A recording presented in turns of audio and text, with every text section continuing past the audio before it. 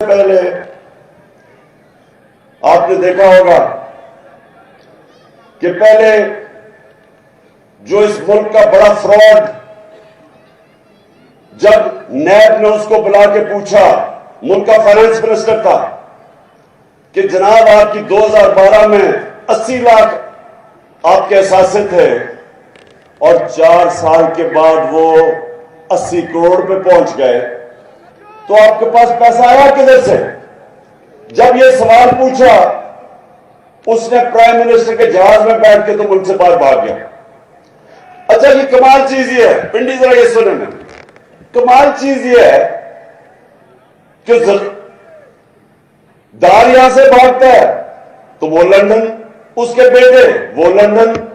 नवाज शरीफ भागता है वो लंदन, उसके बेटे वो लंदन, शहबाज शरीफ उसके दोनों बेटे लंदन, और अब मरियम ने बड़ी दुख भरी कहानी सुना के तो वो भी लंदन। मुझे जरा ये बताएं पिंडी, मैं शायद मुझे इस चीज की समझ नहीं आ रही, क्या इनकी कोई बरतानिया की मलिका से कोई रिश्तेदारी तो नहीं? मैं तो समझा था ये ग्वार मंडी में पैदा हुए हैं, लगता है कि ये लंदन में सारी फैमिली पैदा हुई है।